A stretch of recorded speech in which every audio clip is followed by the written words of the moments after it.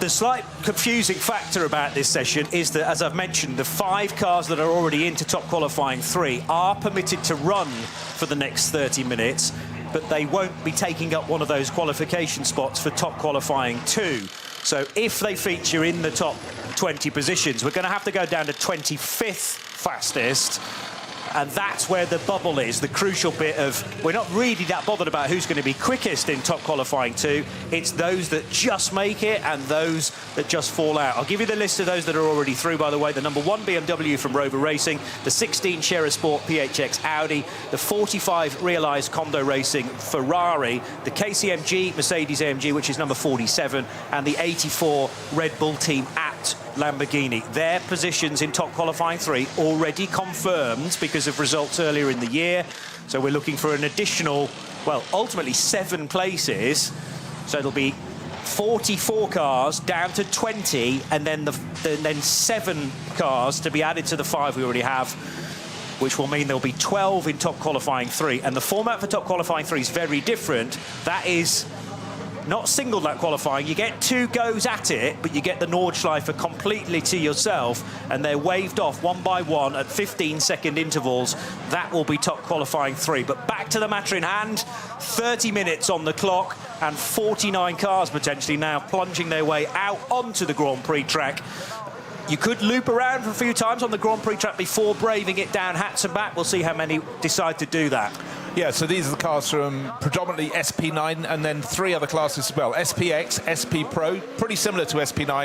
An AT1, which is alternative technology, but that is an Audi R8 LMS Evo 2, so very much like some of the ones in SP9. But as the field, it was a thunderburst of cars coming out. They go dry track. We haven't had one of these for a while, and out they go. Lion Speed GP, one of their 2 cars, leading the way out onto the track, and the car that's drawing so much attention follows it out. So number 3 Mercedes, nothing out of the ordinary, but it's Winward Racing, and it's the car entered by Verstappen.com. It's drawn a lot of attention, but now this is the point at which they have to start delivering. I mean, it's understandable. I think it's fabulous. I mean, you know, I think I said yesterday, it's only this weekend I've become disappointed that Lando Norris won the World Championship in Formula 1 last season, because wouldn't it be great to have in sports cars a current Formula 1 World Champion? Bruce, you and I are old enough to remember when those days were those times were very common, when the Formula 1 drivers would be making some money by racing a sports car. Yeah. Well, it's fabulous to see. He's just a racer. He wants to race. I bet he races a supermarket trolley around the cold meats when he goes shopping.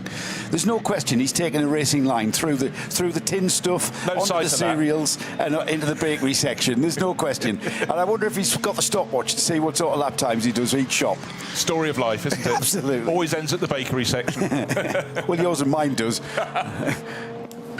But dry track is the absolute key here. And just remember, the growth of GT3 over the last 20 years has just been phenomenal, and what it's done all the time, each year, the level, Johnny, at the top gets tighter and tighter and tighter in terms of lap times. And if you're new to the Nürburgring, it's quite a high lap time. Fastest so far, 8 minutes 14.9, I think it was. It's a 25-kilometre lap, and what we're seeing at the moment is a lot of the cars burst out of the pits, and they're coming back into the pits. Instead of looping to the left to go onto the Nordschleife, they're looping back into the pits. For why, Joe? There's quite a mix, or they're coming back around, and there's for me that is either doing more of a systems check or getting a little bit of more heat into those tyres. Still a very cold morning, the sun's shining. I think we've got a temperature out there about 7 degrees, 8 degrees. That's still chilly. Anything under 10, you're going to have to really work to get the temp into your tyres. And before we venture out onto the Nordschleife, some very brave drivers already doing that. But before we do that, I think we're getting some heat tyre temp. But the other thing they had to negotiate was coming out of the Vidal chicane. That reminded me of the queue to get into the car park this morning for us, because the inside lane of those cars wanting to take to the Grand Prix track again was backing up almost into the exit of the Vidal chicane. So those having to go well over to the left, work their way past the queue, which wasn't a natural racing line, and then finally over the road bridge, which takes you over the public road and into Sabine Schmidt's curve. But yes, one of the Audis, is that the Jutta Racing Audi, which has worked its way onto Hatzenbach for the initial run. But immediately sliding wide, kicking up the dust at the edge of the circuit. So what's the reason behind that? Not enough grip in the tyres, not enough temperature in the tyres. And, a very green track, because although it's not raining right now, we've had a lot of overnight rain. Yeah, the second session yesterday was 3.5 hours. It was in and out of rain. It was dryish, it was damp, and then the last hour it really tipped down. A lot of footage online, and for people to see the conditions and the lack of visibility. And oh dear, the number 33 Audi already blessé, as they say in certain parts of France. And that's a driver, Michele Di Martino. He knows this circuit very well. That's the Kramer car, Bruce. The K. Kramer car. Yeah, the K. Kramer car. Not quite sure who's at the wheel of that. Michele Di Martino's driving the 33 car for this opening top qualifying session. And unfortunately, that car's now no longer going to feature in top qualifying because it's not going to post a time. And it didn't even get... It came out of the Vidal chicane and has gone hard left. Did he catch the tail of a queue of cars? You were just mentioning that, but I think it was after that. But that is awful, because in your mind you think you're fine on the Grand Prix circuit, but he's potentially lost it through the first element of the Vidal chicane. The car's rotated on him, just looking at the wheel tracks, and then he's just left the circuit dead straight and slammed into the barrier. But the rear right is completely ruined. That's pretty significant suspension breakage. It's been in on the front right as well, because the white and red paint from the edge of the tyre wall scarring the right-hand side of the K. Kramer Racing UG Audi R8. And that's also ruined the opportunity for anybody to put in a quick lap time in the early segment of this conventional qualifying session, because there are now yellows and, in fact, a slow zone through the Vidal chicane. Does this offer us a clue? Very high speed. That's cold tyres. Yeah. That's purely cold tyre. It's still a racetrack. It might be the Grand Prix part of this Nordschleife, and you might just think, oh, it's just the run up to the Nordschleife. Yeah. It's still a racetrack, and he's been caught out by cold tyres. So this is a car entered into SB9, needless to say, and what I'm going to remind myself of now is what subcategory that car is in. It does run in Pro-Am, and Pro-Am cars are eligible, but also remember that we have got some AM cars entered into this part of top qualifying, but if you're an AM entered car, you're actually listed as Pro-Am for qualification purposes. So I'll check the entry list to see where that car, unless you have it right in front of you. What's Bruce. that? In which subcategory is it due to run in the race, the 33 car? Pro-Am, because just trying to think who's... Yeah, it is definitely Pro-Am. Definitely Pro-Am, yeah, for sure.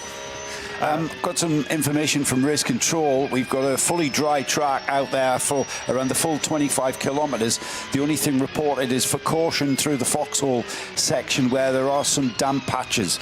So perhaps a better track condition than we saw certainly last night. Not how the afternoon started in perfect dry conditions with a really consistent racetrack. We haven't seen that for just under 24 hours. So it's great to see these cars going to be lapping this track as best they can, and it kind of optimised runs on a perfectly consistent track conditions. And again, we've got wonderful sunshine this morning. We've still got areas of deep shadow and shade around the track. And again, what did you say the temperature was ambient? About 7 degrees. This is going to take a while.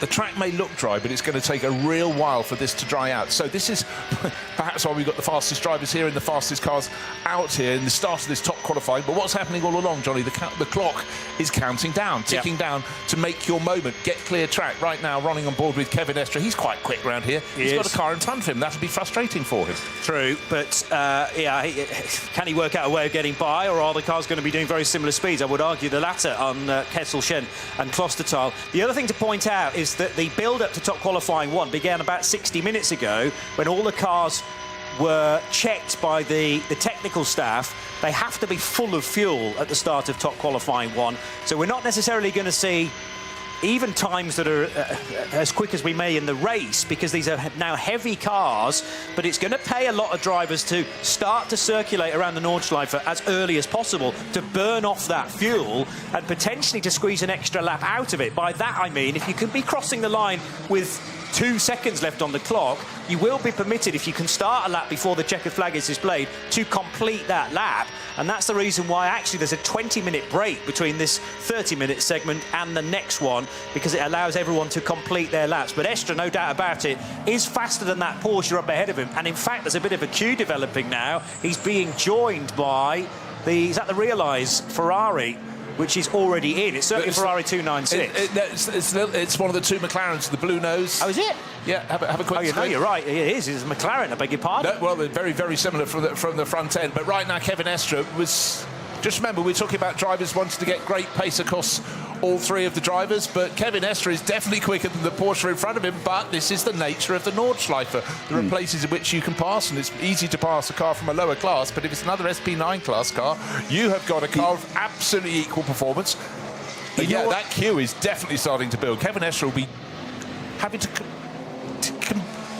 contained within himself. There would be a word that I would say to my driver as I shut the door of the car. Just the one word I would use for around here: patience. Yeah. And certainly at this stage of the afternoon, not so much towards the last 15 minutes of Sunday afternoon, but right now, the last thing we want is for any damage to be caused and a repair job for the mechanics going forward into the weekend. And as I say that, there's last year's winner, yes, the number 1 BMW that has gone off. Kelvin van der Linde, 3-time winner. How much traction could he get on the grass? Not much. How much could he get on the wet grass? He's next to none. Now going the wrong direction as well. Yeah, offline is going to be hopeless. By the way, I think that's Marvin Kerkhofer, if that's the Doer Motorsport McLaren that has joined the queue in behind Kevin Estre. But the higher priority here is getting the Rover Racing BMW off the curb. And this was fairly late on in the lap as well. So heading up towards Brunchen. And has he lost it at the Brunchen right-hander? He certainly has, and backed it into almost, well, there's a large gravel trap there. He's done very well not to end up in the stones, and a significantly wide concrete curb there, which has provided a bit of traction until he got on the grass. Yeah, but when he tries, is the engine still running? It was. Has it bogged down? Well, bogging down, no, he's got it moving, but it's a very, very narrow track, and he's got to spin the car around. He's got to wait for a gap in the traffic. Who knows? The marshals are going to be playing their role, and now finally one of the cars that Kevin Estre is trying to get past has been passed along the Dottinger, starting to take the rise, still wants to get past that Porsche in front of this. Car Collection Porsche, isn't it? Okay, the Gorian by Car Collection number. But yeah, you don't want a queue of traffic, you don't want to be in the queue. Kevin Estre may just find a way past on the start-finish straight, but his car's got equal performance. It's no given at all, Joe. He's given good insight as to what sort of progress we're going to see in the race as he follows him into the turn 1. This is where he just slingshots past, and that was more to do with the Porsche allowing Estre through. Johnny, did I see a rule where any of the 5 qualifiers that have gone through to Q3, if the driver takes part in this TQ1 session, they are not the driver that will take part in Q3? Correct. So, strangely, that means that Kevin Estre is not going to be their qualifying driver, and yet he's been ultimately the quickest driver we've seen out on the track literally all week. So that's a strange decision. But I'm going to but it's a little bit like a penalty shootout in football, in that you don't necessarily leave your best penalty taker till the 5th one, because you might not get that far. Is it better to actually build the foundations with your better driver, ensure that you get the Manthey car into the top 20, and then worry about where you're going to feature? But for me, starting 40th in a 24-hour race is much more of a negative than starting, let's say, 20th position. A lot of people argue what's actually the point of qualifying for a 24-hour race, but I'd sooner think that you want to be on the first 3 rows to avoid any potential carnage, potentially through the Howard Cook, the first 2 corners on this lap, which begins a very, very long race, but it's very easy to make contact through there and destroy your race at the first corner. 100%, but the thing for me, I'm just looking at the strength across that crew. Kevin Estre, we've seen him in the 911 Manthey. Chan Guven, really talented German-based Turkish racer, and Thomas Priding. And as a reserve, they got Matt Campbell, who's got such an illustrious career history. Right now, fastest time on the board. Bear in mind, it was a standing start, effectively 8 minutes 26. So we're about 12 seconds off the fastest pace yesterday. But track will be getting drier just by traffic going around it, but still deep shade around the back. And again, as we saw, if you're sliding off, you're going to be in real trouble. And for the Rover Racing BMW, look at it now. Again, Kelvin van der Linde's got that back going, but, you know, it's a frustration. It's a 30-minute session. As long as there's no damage to the car, it's not the ultimate spill, but he could have been another foot over, and it would have been. Slick dry tyres, of course, and we talk about tyres, we talk about setup, but then we kind of take for granted the human element, don't we? That these drivers have got to switch it on here this morning, switch it on and start focusing and start not missing those apexes, not missing those breaking points, and being the ultimate pros that they are. And it's so easy for us to take things for granted and become complacent, and find it quite shocking when a driver like Kelvin van der Linde we see off track and having spun, but it is the human element that can sometimes let us down. Was there a getting together at the first corner? It looks like there was probably contact from another angle. Yes, indeed. Front left of the 77 BMW gets a little bit clattered by the number 5 Porsche, both going for the apex at the same time. So in the 77 BMW is Philipp Eng now. Talking of human element, I forgot to mention that bit, not clattering with your other competitors as well. That's quite a long way down the list, isn't it? But, you know, what I just want to reiterate, this is a round of the Intercontinental GT Challenge. You've got the best of the best GT drivers from across the world. This is one of their 5 key events. But it's the depth of strength and talent at the top that just every year's grow. When I first came here, this was an event for touring cars, and you wouldn't have that many cars in the top class, but we come here with 44 cars in SP9, which is the class for GT3. Some are AM, some are Pro-Am, but you've effectively got about 25 all-pro crews here, and they race these cars all year round. So the difference between the fastest and the slowest is not going to be great, and that's why each of these 3 top qualifying sessions, for those that get to do all 3, are going to be vital. And just to reiterate, if you weren't with us right at the start of the programme, 5 cars have already, by dint of great performances in the approach, running in the Nürburgring Langstrecken Series and the 24H qualifying, Nürburgring 24 qualifying races, they have been selected to go to TQ3, but right now one of them has decided not to go out on the track. That's the number 47 KCMG Mercedes, but all the others are using it as track time. But for everybody else, the other 39 cars in the top class, they're looking for times. They're looking to be in the top 20. I wonder what the thinking is behind not giving that car some laps this morning, just to bed things in and just to get the drivers, like I say, you know, they're eager to get behind the wheel of the car and they're eager to get some laps under their belt. And I'm just wondering, you know, are they looking at maybe, because tyre allocation's open if it's wet, and we are going to be wet. So I'm not sure that's a great decision by KCMG. Just because they haven't featured yet, it doesn't mean that we're not going to see them towards the end just to do a shortish run. But they may be thinking, well, let's just stay out of the carnage. You've already seen Michele Di Martino off the road and Kelvin van der Linde. It might be quite easy to get hooked up in your own incident, in an incident not of your own making, I should say. As it gets quieter and those that are trying to make it into the top 20 get there, it might be that some pit, and then that's the time to go out to do an installation lap.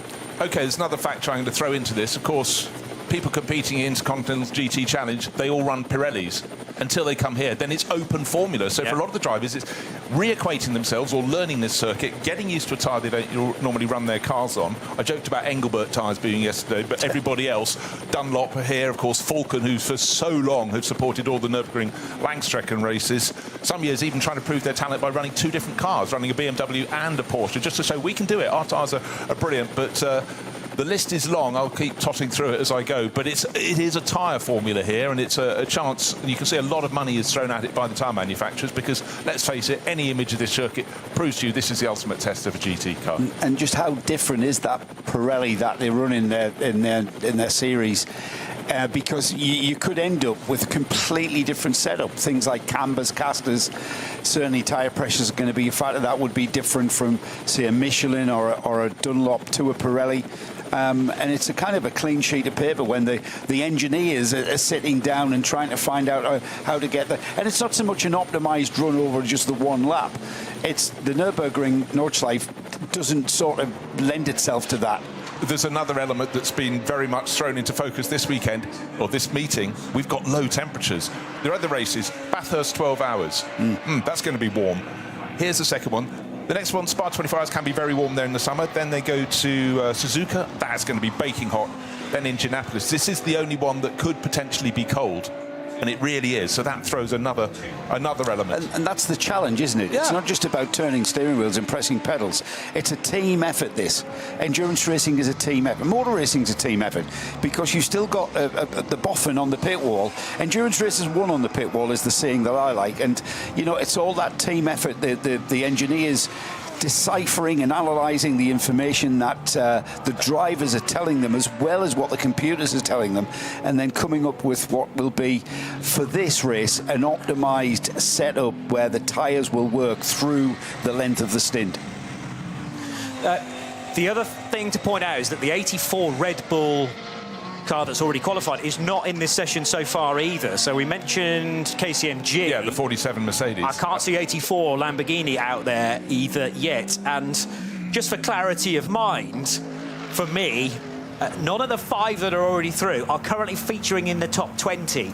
So this is all about, at the moment, the number 5 car of Gabriele Piana, which is the car that made contact with Philipp Eng, don't forget, down at the first corner. That Black Falcon Team EAE Porsche is just in to the top 20 as we speak, and that therefore means that the Hartling Schnitzelalm Racing Mercedes number 11 is not in, nor is Alex Fontana in the Gorian RT by Car Collection Porsche. Chris Lulham's Pro Sport Racing Mercedes is just missing out. By the way, fastest car in the session so far is Fabio Schere's HRT Ford Racing Ford Mustang, but as I say that, Kevin Estre crosses the line and goes 7 seconds quicker in the 911 Manthey car. Yeah, but Johnny, just wait. There's a really, really quick time coming for a car that's down 27th on the lit. Nicky Katzberg, winner here before, but he is putting in the fastest times almost right across the board in the number 130 Red Bull Abt. It's the other Red Bull Abt Lamborghini, so that could be going top. But at the moment, 8 minutes 16.7. Franz Conrad, Pavel Lefterov, not a driver you put at the top of the pile, but Franz knows a few tricks around here, and the times are starting to tumble. But just remember, the fastest time so far, not in this session, but yesterday when the track was dry, 8 minutes 14, a high 8 minutes 14. These are going to come down. And at the moment, it's the number 3 Mercedes going out onto another lap, but that is not fastest. It's third fastest for Luca Auer, but it's changing in front of us. I'm still waiting for Nicky Katzberg to put his time on the board. He's fallen to 29th, but he's about to complete his first pucker flying lap, and that looks like it's going to really put the cat among the pigeons. And last year's pole position time, by the way, guys, in 8 minutes 12 from Kevin Estre. We talk about at 8 minutes 14 and 8 minutes 16, 4 seconds off that time. Any other track, that would be miles away. That would be an uncompetitive time. However, with recalibrating our minds to the Nordschleife, that is getting down towards that time, and it's, I don't think it's going to be long, as the ambient temperature, by the way, has gone up to 10 degrees, so it's getting balmy out there. Gabriele Piana puts himself in a much safer position, 11th place now for Black Falcon Team EAE. This is pushing out quite a lot of big names, including the Sheldon van der Linde Rover Racing BMW. They're currently not in the top 20. Sheldon needing a big lap, therefore, in the 99 car. They're not pre-qualified yet, as Nicky Katzberg alters the bar that they're all measuring one another to, and 8:14.7. That is quicker than we had in qualifying, and it means that you now, well, the top 20 are separated by a massive 19 seconds. You might think, well, that's pretty easy, but bear in mind this is a 25-kilometre circuit, and you have 19 seconds or so to play with to be in the top 20. Right, half an hour seems generous, but that doesn't give you many laps when you're lapping in 8 and a bit minutes. We've just got 8 minutes 30 seconds left. So anyone crossing the start-finish line now will get this lap and may just get onto one further lap. That is how, if you make a mess in your lap, it really, really hurts. Some cars actually even coming into the pits now, but not among the front runners. It's 2 Lamborghinis at the top. We've got Nicky Katzberg for Pavel Lefterov, who's just entered the pits. Ford Mustang, Fabio Scherer, 3rd, and at the moment, Luca Stoltz 4th in his Winward Racing Mercedes, and Aston Martin in 5th place. We've got a fantastic array of manufacturers, which is the very essence of racing in GT3, known here as SP9, but a car that we really fancy on screen, Alexander Sims. This is the number 16 Shearer Sport PHX Audi that's been going so well across the NLS season so far. This is the one that doesn't have to worry, because of course this is one of the 5 cars that's already met the details that were required of being fastest across the first few races, first handful of races. They've already got a slot in TQ3, top qualifying 3, but we are getting closer to the end of TQ1. Still, at the end of this lap, I think we'll get a clearer picture, but most of the cars will have one further flying lap to make their mark. And at the moment, Patrick Kolb is not in the top 20 for Lion Speed. The 48 Loesch Motorsport car, number 48, not featuring as things stand. The big story at the moment as well is that Sheldon van der Linde's not in for the other side of the Rover Racing Garage. So we've had a drama already for brother Kelvin after that spin on the approach to Brunchen corner, and the 99 car, which has to do it the more conventional way by qualifying for top Q2 and then ideally for TQ3 as well, but having to find another, it's only 2 seconds.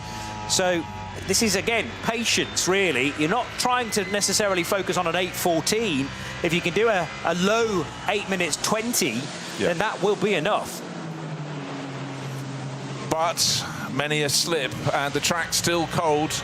And the real key at the moment is, I think, keep a little percentage or 2 in your pocket. Alexander Sims has got a clear track ahead of him, and it's great to see. However, it doesn't affect him because his car is already through. For him, it's just information gathering. But for everyone else, because you've only effectively got 4 laps in this, the first one is not going to be fast because you come out of the pits. But then your first flying lap's on the board. But the track's going to improve. The drivers are going to get a lighter fuel load as they burn it off. But one little slip, a car in front of you in the wrong place at the wrong time, is really going to hurt. So I think anyone who's done a good lap already, they're sort of thereabouts. Anyone under 8 minutes 20, of which we have 9 drivers, are they safe? I think they possibly are, but we'll know a little bit more in about the next 5 minutes. The one thing that's muddied the waters a little bit is Thierry Vermeulen's lap for Realize Condo Racing. The 45 Ferrari's just gone 5th fastest. And he's qualified already. So he's already in, and therefore we go down to 21st now, which means that Tom Coronel is in to the top 20 in the Max Cruiser Racing Audi, number 19, currently fastest in that AT1 entered car. You can't keep the Coronel family down. Generations of racers there. Tim and Tom, the twins, but their father used to race as well. All the 24-hour races, they just absolutely love them. But the target will be moving at the end of this lap. Who is going to make progress? I still quite fancy Lucas Auer in that number 3 Mercedes, the one that's drawing so much attention for Winwood Racing. He's 7th fastest at the moment, but maybe picking up a bit of a pace. But again, for those that didn't get a good first real flying lap, it's going to be quite a nervous time, I think, to the end of the top Q1. And Krista Jern's lap has now ruined that for Tom Coronel, because he's gone faster in the Jutta Racing Audi. He goes 16th in car 71. That pushes the Tom Coronel Max Cruiser Racing Audi out of the top 20. As Alexander Sims continues to pound round. Well, we know this car is quick because through its sector times, it's already established a position in top qualifying 3. That was sector times from the 2 NLS races we've already had this year, plus the 1 qualification race as well a few weeks ago. But we're running down to 21st position, and who's just gone quickly there? Bastien Boos in the 54 car.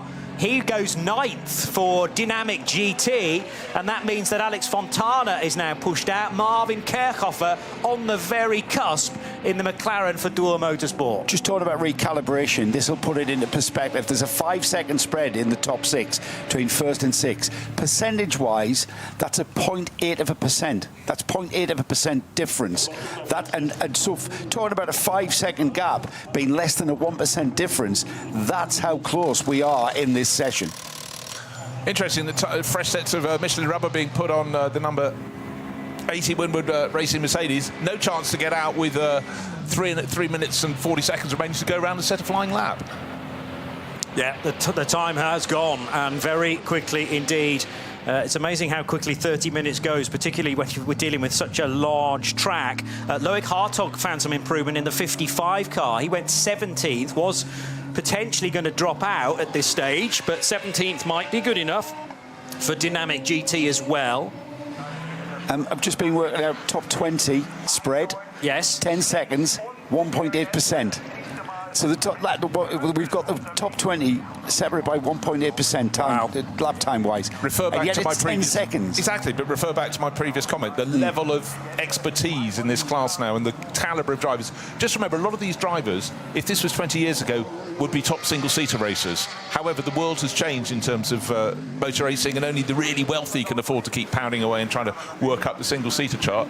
A lot of these drivers got to sort of Formula 3000, GP2, and some younger ones are literally directly into GT4, then GT3. It's the way up now. Chris Lullum goes 8th for Pro Sport Racing. That's going to alter the lower order again. Krista Jörns is on the bubble. Actually, Felipe Fernandez-Laza, I think, just creeping in now as well, because after Alexander Sims went second, make that now third, because Kevin Estra's improved to an 8:15.5. We now have 2 of the pre-qualifiers in the top 20, so we're going down to 22nd position, and that is, well, it was Felipe Fernandez-Laza, but another better lap for, well, many drivers. Chris Mees in 67. Mees driving another one of the Ford Mustangs, the HRT 67 car. Yeah, I said 67, but I wasn't sure which car it was, and it's the HRT Ford Racing Mustang. And Lucas Auer's gone through as well. So, again, Sims, quick and in the top 20, meaning that we're going down to 22nd position, because the other car that's in there is the 45 realised Kondo car. We still haven't seen any laps from KCMG, so that's not affecting matters, as now Jens Klingmann in the BMW M Motorsport, the M3 Touring, goes 8th in number 81. Could be in the top 20 in the next half an hour. I've got a question that we're inside. This would have been more significant if we were inside 3.5 minutes, which was when Chris Lazenby asked the question. Are you allowed to come out of the pits and come around the Grand Prix loop and start your timed lap, or do you have to come off the Nordschleife to start your timed lap? We don't know the answer to that one. Do it however you want. Yeah, you can do it however you want. The problem is the cones prevent you from taking the racing line. So when you're coming out of the Hyundai Curva, which is the hairpin, you're tight up against a pit wall, and then to start a flying lap, it's not going to be the best start. You're going to be really slow across the line to start your lap. Comparatively, however, when 10 seconds is 1.8%, that might be sort of damage limitation. I mean, if you mess up the Grand Prix track, you might as well say, well, I'm not going to do anything special with this lap anyway, so let's tuck in, retake the Grand Prix and start again. You might even pick up the time that you had just lost at your first attempt, so it's worth doing. Yeah. It's a good use of the 30 minutes, actually, because it's going to, well, as we've established, it's going to disappear very, very quickly indeed. Professional photographer Chris Lazenby thinking like a team manager. Yeah, like it. Or a devious racing driver.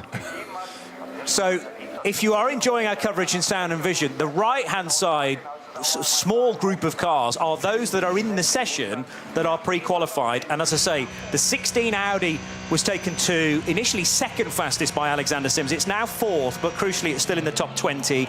And the 45 realised Kondo Racing Ferrari is in the top 20 currently.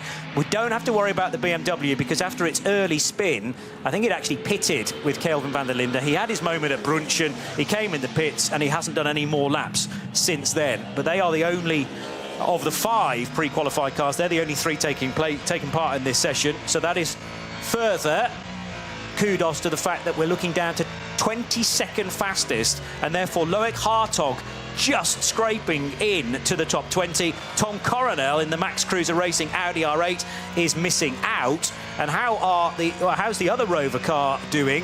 17th. So Sheldon van der Linde is now into the top 20. He sneaked that one in, and it sounds like perfect timing.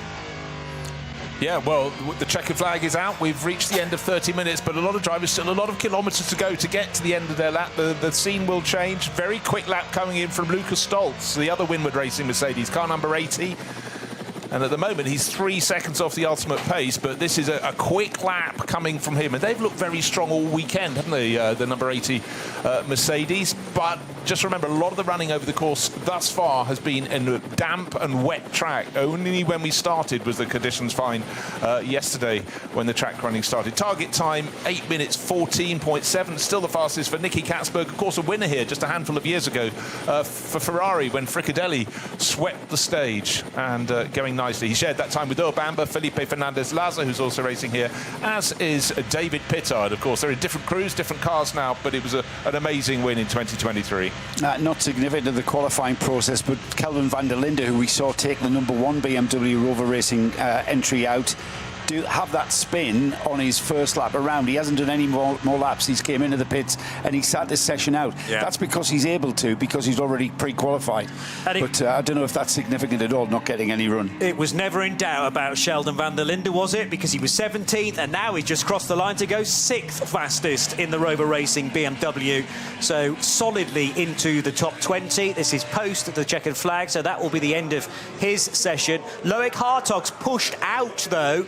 And why was that? Is it the Fontana lap? Yes, it is. Alex Fontana's gone 22nd, and that has just switched those positions around. The Gorian RT by Car Collection Porsche, the Pro-Am entry, which initially in this session was actually holding Kevin Estre up a little bit, has just done enough, unless more things change. And of course they will, because Krista Jørns, was Jørns already in? He may well have been. The 32 car's just gone quicker, though. Yeah, he was at the one ready for the drop. I just want to pull out one driver who I think has done a stormingly good job. It's Pavel Lefterov. You don't often get a Bulgarian driver near the top of the pile. He's largely raced GT4 until now, occasionally doing Lamborghini Super Trofeo, German prototype cut, but that is a big step up. So Fran Conrad will be delighted. That Lamborghini is the second best of the Lamborghinis, of course. Top of the pile at the moment is Nicky Katzberg, car number 130 Red Bull team out. But for Franz Conrad and his team, he always does it on a smaller budget than anyone else, so he'll be remarkably pleased. But who else is going to be picking up the pace? Who is going to knock off Christopher Mies, who's hanging in there in 22nd position, last of the drivers for now, last of the cars for now, to go through to TQ2. That means we'll have 49 whittled down to 20, and we'll just keep on narrowing. Loic Hartog goes faster in the 55 car, so that will punch Christopher Mies out the end of the bottom side of the timing screen, because 67, the Ford Mustang HRT car, drops out, and it's probably very, very slim margins by 53 thousandths of a second around a 25-kilometre circuit, and that's how you're going to miss out on the top 20. Unbelievable. I can't put a percentage on that, Johnny, off the top of my head. I'm going to have to work that out. But the next guy potentially to fall out is Klaus Bachler now. These are some of the experts on the circuit in these Exactly. cars. In the Falcon Motorsports Porsche number 44. Bastian Booth was already in. He is able to improve again, an 8:17.732. Bachler in, Chris Mies out, and it's 0.05 of a second separating that gap, with still cars heading down the Dottingham Hoare, potentially to go quicker.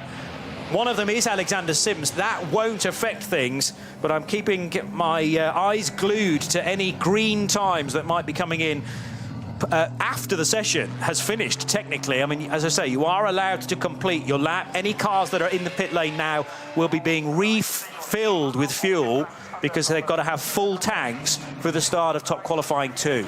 Felipe Fernandez Lazar just put in a really quick lap. He's gone 6th fastest, but we are not finished yet. The fast times are still coming. You mentioned Christian Mies is out. He's down in 24th position. He hasn't finished his lap yet, so he could find his way back in his Ford. It's chopping and changing.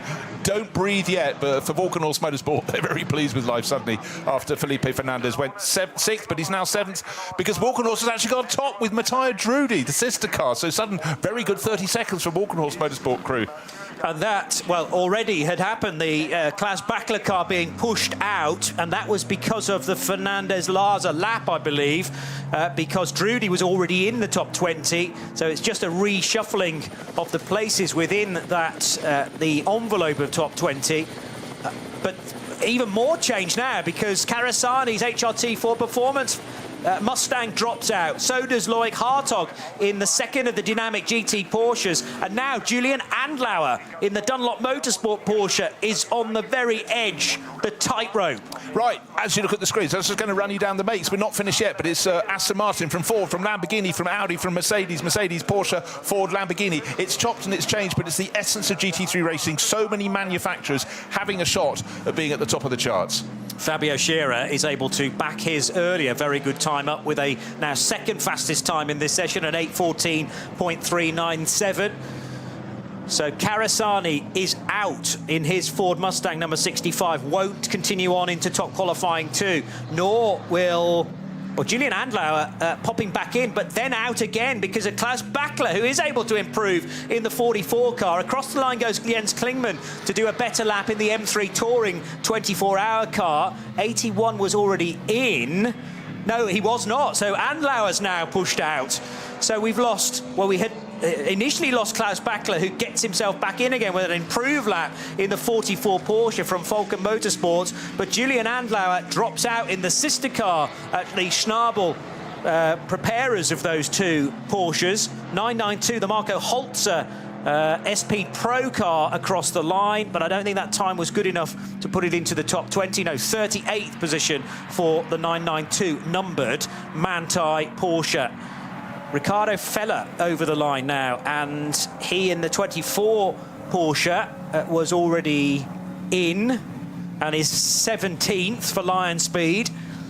So Julian Andlauer not going to have any opportunity to reply, and I actually think it was the sister car of Klaus Bachler who's dropped him out. So there's going to be there's going to be a bit of post-session discussion about that. Aiming to get both cars in, both the Dunlop and the Falken car, but only one more make it, and that is the Bachler car number 44. Yeah, it's the one with the Falken livery, but some very quick laps coming in at the end. We said the target time, Joe, didn't we? It was 8 minutes 12. We got an 8 minutes 12.135 seconds from Tyre Drudy. And another second generation. His father used to race the Formula 3000, but that was a good job. But they're all going to pass a lot of information over to the drivers doing TQ2, the lucky ones who are going to have their shot, because track conditions might have been dry, but they were far, far from easy, as we saw on that opening lap. Hang on, it's changed again. It was 1.5% spread. Colin Carasani's left it really late, possibly the latest, with an 8:15.024 in his number 65 Ford Mustang. So it does change again. Krista Jörns no longer now in the top 20. And that means that the 11 car for Schnitzel Racing, the Mercedes in that sort of two-tone green livery for Jamo Hartling, is now the next with potential to drop out. Or does he sneak in? Because I don't think there are many more cars still circulating. So Jamo Hartling, nail-biting stuff towards the end. It's a 54 thousandths of a second now that separate the Hartling time from Krista Jörns, but Mattia Drudy fastest in the session for Aston Martin and Valkenhorst Motorsport, clear by 2.2 seconds from Fabio Schirra's Ford Mustang number 64, then Nicky Katzberg's Lamborghini Huracan, which was top for a little while longer for the Red Bull team apt Lamborghini crew. Alexander Sims already through into top qualifying 3, but he was 4th fastest for those noting down the times within the session. Did not need to be a qualifier into top qualifying 2. In fact, he's not going to be permitted to run in TQ2. Then Lucas Auer in the number 3 Mercedes, ahead of Colin Carasani, who was the last car to improve, and he went 6th with an 8:15.024, which at the same time pushed Krista Jörns and the Jutta Racing Audi out of the top 20. He finished faster than Lucas Stoltz in the Ravenel Mercedes, the 911 Manthey Porsche, Kevin Estra for Manthey Racing in 8th. But remember, Kevin now can't take part in top qualifying 2 or top qualifying 3 if they get there. 9th fastest for Christopher Mies in the HRT Performance Ford Mustang, and Lefterov in the Franz Conrad prepared Lamborghini Huracan was top as well for a long time. So great to have the Bulgarian showing his speed around here with very little experience in SP9 or GT3 machinery to this point. He in the number 7 car. Those that missed out, and remember we're going down to 22nd position within the session because Thierry Vermeulen's Realised Condo Racing Ferrari is already in, as is the number 16 car. So just missing out Krista Jörns for Jutta Racing, Julian Andlauer's Dunlop Motorsport Porsche, Loic Hartog in the Dynamic GT Porsche. So a 30-minute session beginning on time and in much better weather conditions compared to yesterday. Brand new slick tyres for the majority, but a full fuel load, which meant that we weren't necessarily going to get down to qualifying times of old. However, 8 minutes 12 is faster than we'd been all weekend. The BMW of Calvin van der Linde with a spin at Brunchen. There was also early contact for Philipp Eng in his Schubert Motorsport BMW with the number 5 Black Falcon car. Lucas Auer in the Verstappen.com Mercedes. So we now know that there's still the potential for Max Verstappen to be in the car for top qualifying 2 or possibly top qualifying 3.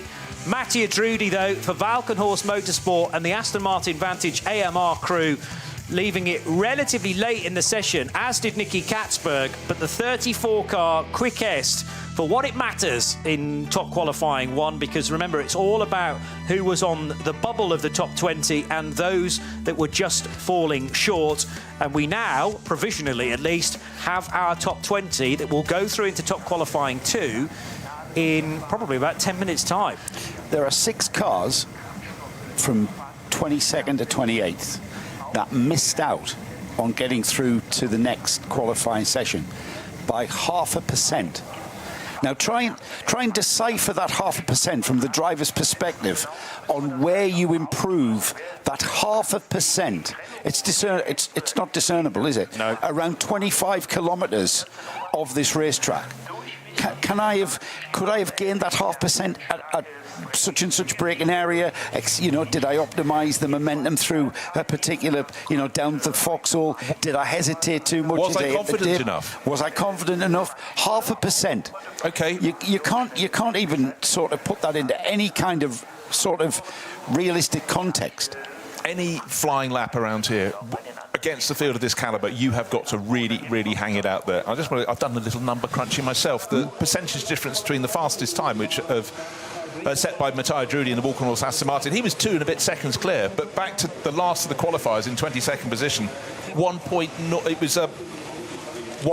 just under 1.4%, 1.38%. Yeah. Nothing, slip and slide. If that had been on a track around lunchtime, if on a dry day, but it wasn't uniformly dry. Remember, we lost Michele Di Martino at the chicane right at the start. Conditions were very, very difficult. So hard to get heat in the tyres. This next session, be a little bit warmer. But let's take those margins through to Saturday afternoon, through the night into Sunday.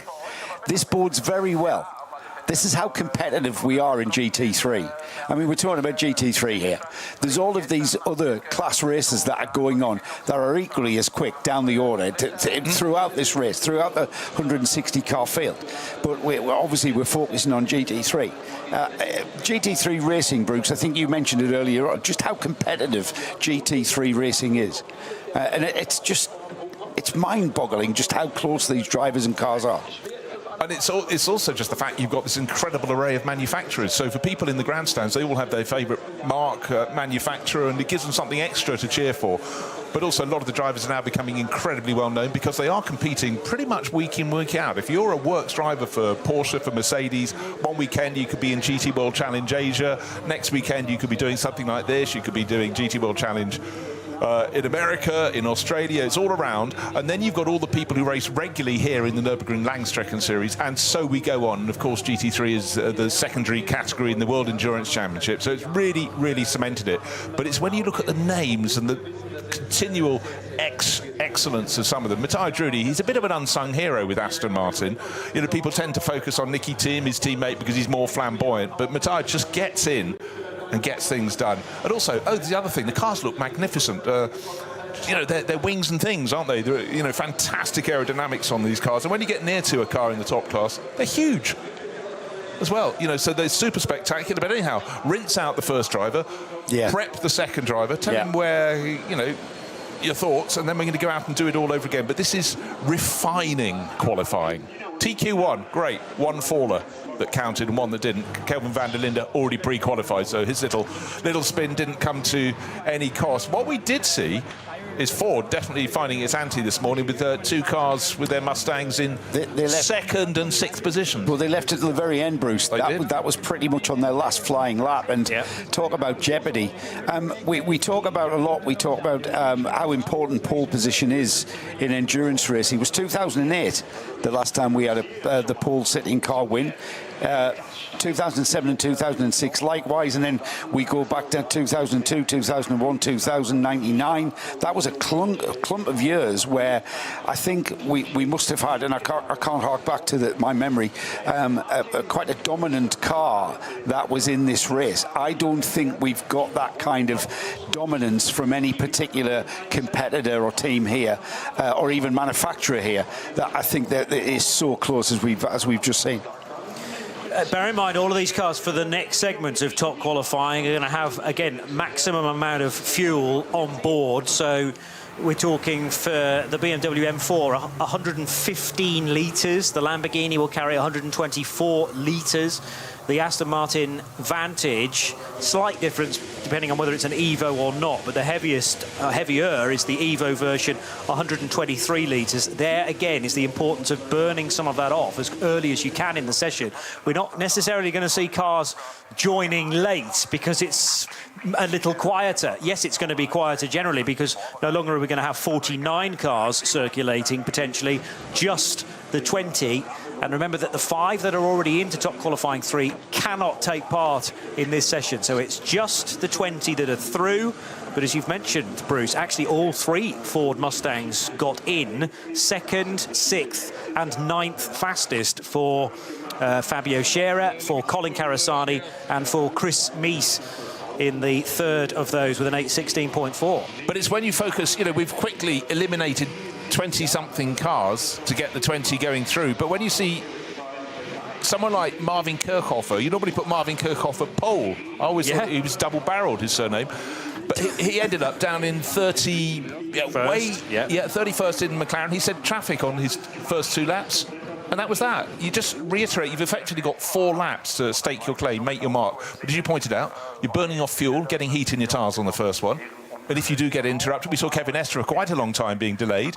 That, luckily for him, was on his first flying lap, so it didn't really matter too much. But it's very much about getting a marker on the board early on. We saw that with Nicky Katzberg, the number 130 Red Bull Team Ab Lamborghini. He stuck in that time 8 minutes 16, I think it was, and sat there. Everyone else was still in the high 20s at that point. So he'd got his job. He'd had the clear run. But right now, obviously, half the number of cars pretty much are going out for top qualifying 2. But it's going to be super, super intense. Will we go faster? I'm fairly confident we will. But 8:12.1, that was a very, very good lap from Matteo Drudi in his Walkenhorst Aston Martin. You look down that timing screen, Bruce, and you see some really, really quick drivers and teams. Harry King stands out there. Harry King's down in 39th in the high-class racing Porsche. You know, why Harry's lap time there was an 8 minutes 35, considerably off the 8 minutes 14 that we saw. There were slow zones in that session. There were yellow flags, and if you're in the wrong place, out. wrong place at the wrong time, there's nothing you can do, is there? You've got to abide by the officials. You've just epitomised the race there, Johnny. Yeah. You really have just said what what we've got in store for Saturday, Sunday. The other thing is, when we get to the race, a 20-30 second lead can disappear on a single lap if the Code 60 is in the wrong place for the race leader, because they're having to back off.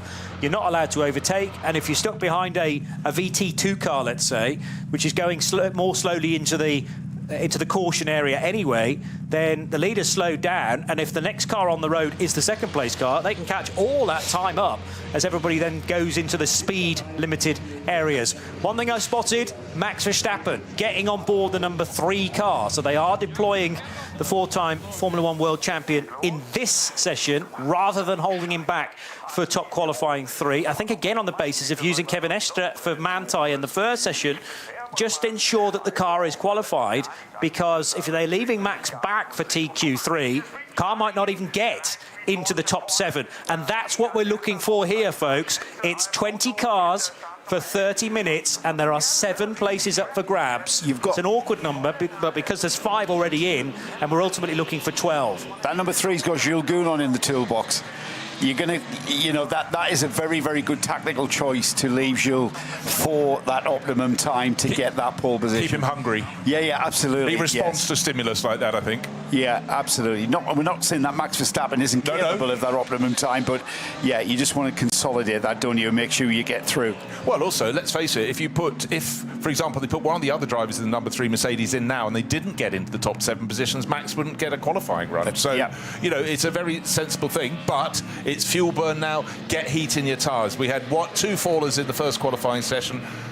Just bear in mind, they could have been aiming for just the top 6 positions, but one of the qualifying races, unfortunately, we had the Dessa Viewer Hamilton, and that led to red flag. Awful situation here, but it meant that race nobody was able to set the sort of, you know, to fit in the qualification ramifications. So we could have had 6 already pre-qualified for TQ3. We have 5. That means 7 places on the board. Still a lot of cars aiming for those. 20 of them out on the track at the moment.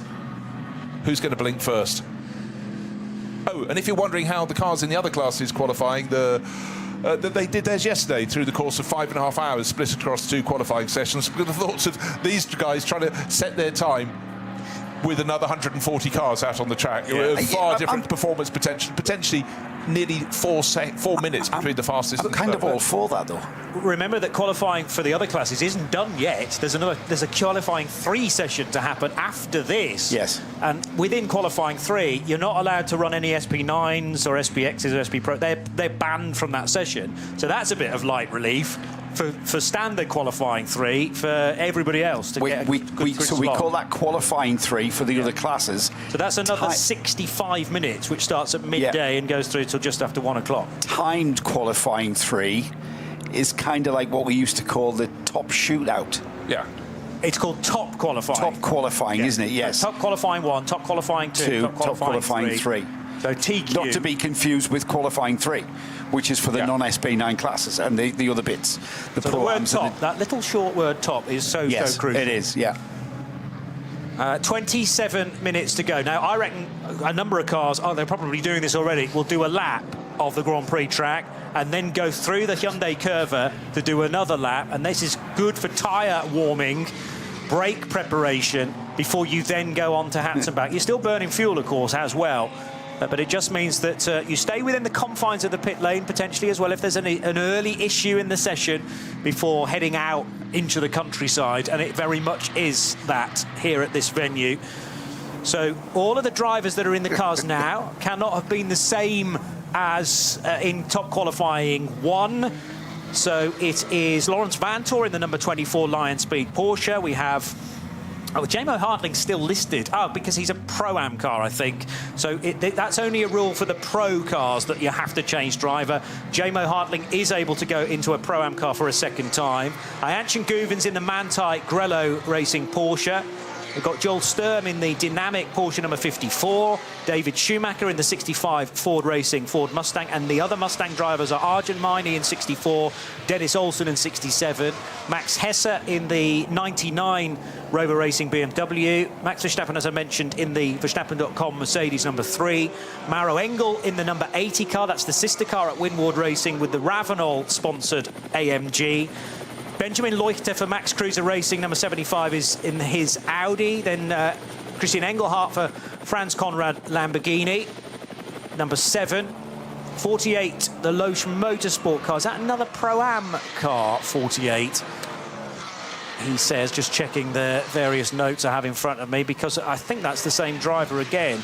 48 Loesch is a Pro-Am car. So Tobias Muller stays on board. But hang on a minute, Maro Engel's in the fence. At the start of top qualifying 2, Maro Engel has gone backwards and it looks like done quite a lot of damage to that AMG. Difficult to tell from that angle whether it's a light hit or not, but Maro Engel is absolutely so frustrated with that mistake. Or was it contact? I have to say I was looking down at notes, but what did you guys see? We didn't see anything. Well, the first time the stream went to Engel, he was already off track and backed into the barrier. We might get another look at it, I think. So information coming in that he completely just went wide. That's the lost big it, hit, isn't it? You put literally 2-3 centimetres, an inch onto this muddy grass, and you are a passenger. And then he was a passenger. He destroyed the left rear suspension by clouting the barrier and has distorted the barrier. So there's going to be a barrier repair. We're just coming into the Hats and back section of the track here, so it's the beginning of the Nordschleife. and it's that tricky. We've all done that in iRacing as well, to be honest, but not what we expect from Maro Engel, just being caught out there fractionally. Look, if you ask me who is the safest pair of safe hands in this field, I'd say Maro Engel. He's been racing at this level forever and a day, and he doesn't just compete, he wins championships. He's won title after title. That is so unlike him. What I can tell you, that before he did that, he wasn't as quick as a certain Max Verstappen, who is setting purple sector tyres, and importantly for Max, he's ahead of this shenanigans and any barrier repairs. OK, it'd be his first flying lap, but he'd get it on the board. We'll see what the delays are, but it was a mistake to the left and then to the right at the track through Hatzenbach. Did he hit the curve I think slightly so. on the he did right? On the right-hand side. He fired him into the barrier on the left, and then he ran all the way on the right-hand side of the track. Well, not on the track, on the grass beyond. The barriers went around, and he kept scraping. He didn't clout the curb, though. That was barely any curb on the right-hand apex, which he hit. I think that's a curb that he will regularly be using on a normal lap, and for whatever reason, it majorly unsettled the car. Was there a bit more moisture there than he was expecting?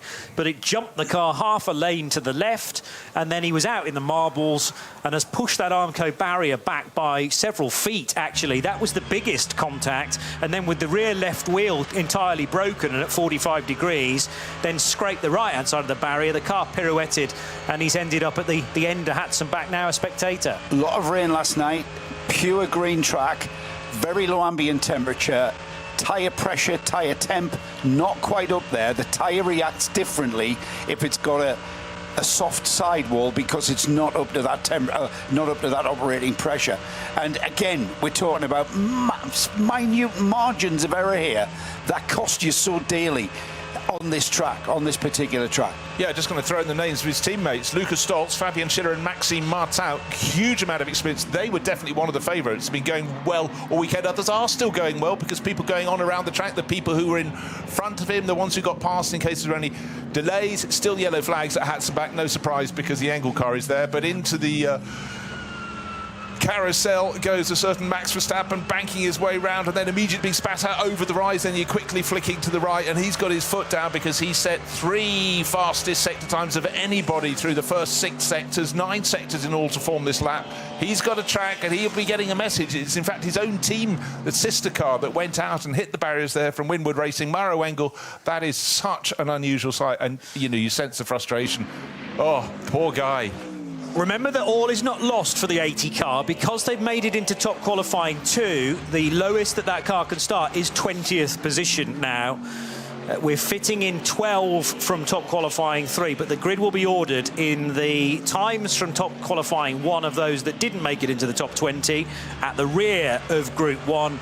The middle part of Group 1 will be those that don't get into the top 12 rather. So from 13th back to 20th, and then everybody that does get into the top 7 in this session, add to that the 5 that are already through. That means that it'll be a 12-car top qualifying 3 session to determine the front 6 rows. And I was going to ask you, Johnny, you might have already mentioned this, the top 5 pre-qualifiers aren't taking part in any way in this session. So they are not on the track. We've got a track that has just got the 20 cars on it. Yeah. Now, I just want to pick out some people who are going very fast. I mentioned Max Verstappen, all eyes on him at the moment, but Christian Cronje is a driver with so much experience, doesn't race across the whole season. He's a Nürburgring specialist. He is in one of the Aston Martins and Walker North Motorsport. Bear in mind, one has already been fastest coming into this session. Time's going to change, but you have to keep looking. We might only have 20 cars in this field, only 19, of course, without Maro Engel now, but a lot of them are coming around to put their first flying lap on the board. Then we'll see the true colour. Also going very well is Christian Engelhardt in a Lamborghini, and Nick Yellerly, in another Lamborghini from Red Bull Team Abt. We'll see the times on the board when they complete the lap, and for people like Max Verstappen, it's the long run along the Dottinger Her, then a couple of little tricky twists at the end, but he is nearly at the end of the lap. Still time for more. Nearly just over 20 minutes remains in this 30-minute qualifying session, but one faller, one of the big kingpins already in the fence, Maro Engel. Olsen going very quickly, purple sector in sector 7. He's getting towards the end of his run. Olsen in the HRT Ford Mustang, of course, currently 7th through these sectors. We're getting towards the end of the lap, though. A lot of cars, and there's the first time that has been posted in 8 minutes 19 by the Manthey Porsche Govan and the 911. We know how quick that car is in 8 minutes 22, 8 minutes 19 from Schumacher And there's Verstappen to the top of the screen at 8 minutes 14.4, just under half a second. So 8 minutes 14, might as well call it 14.5. He's so close. So Verstappen, we thought he was on target to be one of the quickest. Well, he's ended up on the first flying laps here as the quickest car out there, the number 3 Winward car. And now we have code 60 around Mara Engel, therefore everyone's going to have to go down to 60 kph. It will be the same I was about to say that. But the fact is, whereas in the first run we had the fastest cars, you know, they did their first flying lap and then they picked up the pace thereafter. No one can now because of a code 60. That's right, yeah. They can eke a second or two, so the time from Verstappen may not be beaten potentially in this. 8 minutes 14, still a few looking to come through. Still Nick Yellerly, car number 130. That went really well. Remember, it was top for a while for Nicky Katzberg in the first qualifying session, that Red Bull team abbed Lamborghini, so that could go top, but your chances on the second lap are going to be very, very much spiked. I think the heat's gone out this session now. Yeah. We're going to have not just a car recovered, but we're going to have a barrier repair because that barrier folded with that Mercedes. It's meant to do that, it dissipates energy, but we're going to have a barrier repair there, so there's going to be a code 60 out on that section of the Hatzenbach for, I would think, the remaining 18 minutes of this session. Well, Chan Guven's about to drive through that segment, and in fact we're not going to stick with him, but was about to see some yellow flags. They're flashing LED boards as well, and as we've said, there's then a speed limit of 60 kilometres per hour past the potential barrier repairs. Maro Engel had stepped down the unsafe side of the fence, but the marshals allowed him to do that, just staring at the car, and I think revisiting the moment over and over and over in his mind. As Max Verstappen pits, Dennis Olsen's also in as well. Well, they've done possibly all that they need to do to finish in the top 7. Right, 3 cars are still not finished their flying lap. Now one of them has, just 2 left to go. Nick Yellerly, how high did he go? He got up to 8th position. I was going to say, we may well know the identity of the top 7, who the only ones who can qualify right now. We've got 2 more cars to come across the line, because I reckon that code 60 will probably stay there for the remaining 17 minutes of this session.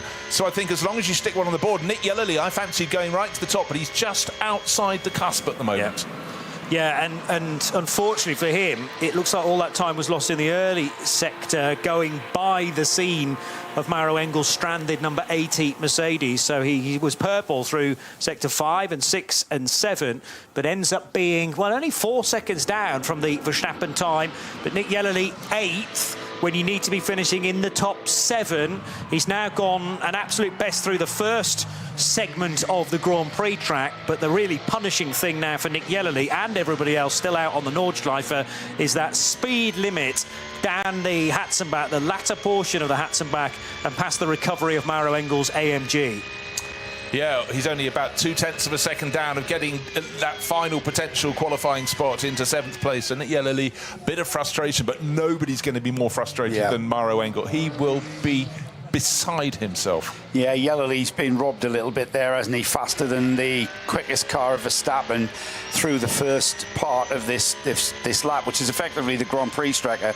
And then immediately you come off the Grand Prix track section through Sabine Schmidt curve, you are met with the slow zone whilst we recover Engel's car. So I think we're going to, potentially we might see who the quickest cars are. But then it's hard to judge, isn't it? Because we're talking about one sector of 9 sectors on this track. So it's kind of just conjecture and speculation on our part, really. Yeah, OK, so the fastest time in the first top qualifying session was 8 minutes 12.135 seconds. We haven't met that, but certainly for the first flying lap, the top times we've seen in this have been more impressive. It's slightly warmer. A bit of information has been passed to drivers, slightly fewer, still vaguely damp patches from the overnight rain, but the gun is spiked because of that code 60.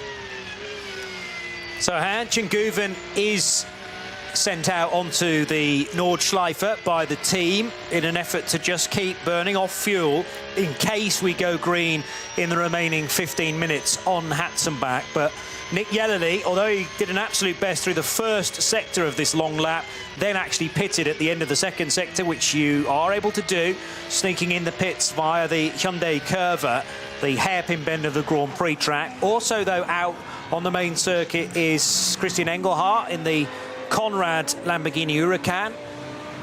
But again, this car's been through that slow sector 3. Yeah, hasn't set a time yet, but what we can't gauge is just how slow they had to go with the double wave yellows of Mara Engel's car at the side. Then, of course, the slow zone, we know how fast or slow they had to go to there, 60 kph. So certainly for Christian Engelhardt, Franz Conrad's car. Remember, this went really well in the hands of Pavel Lefterov, finished in the top, I think, 6 positions in TQ1, but he's got to the track, it seems to himself. Of course, when you've got half a dozen cars in the pits, that leaves just over 10 cars out on this circuit of 25 kilometres, so traffic would be not so much of a problem. Circuit looks magnificent today, except if your name is Maro Engel, who will be looking at it from under a very, very dark cloud.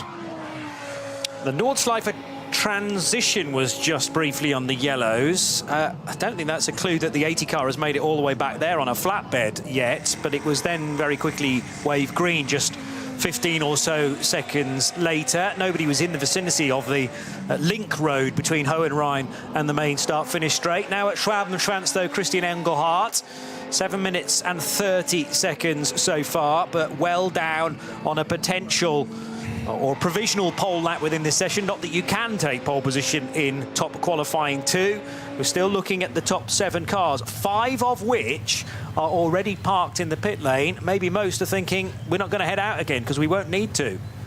Yeah, from the very top, but those not in the top, some I think are quite simply sitting and waiting to see what's going to happen in terms of Code 60, what's going to happen in terms of everything else. But what's happening? The clock is counting down. The minutes is dissipating all the time.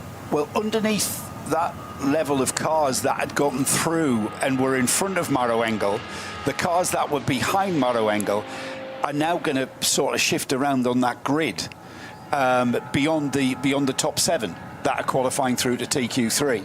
So there's still a reason to go out there, because you're talking about optimizing every other sector apart from sector 2 where there's a code 60.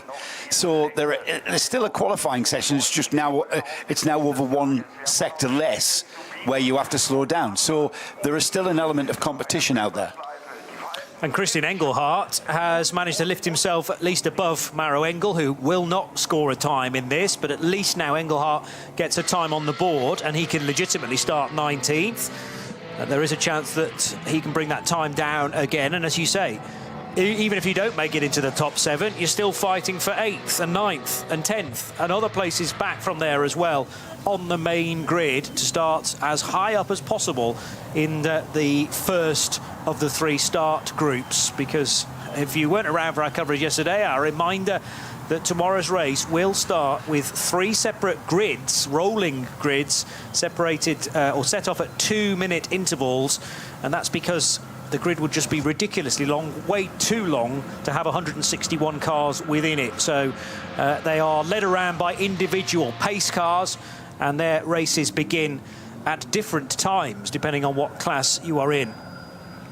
Just getting some comments from Jens Klingman, one of the 4 drivers driving that unique BMW M3 Touring. It's an M4 GT3, effectively topped by the fantastic touring body. And he said the track was really, really bad after yesterday's rain.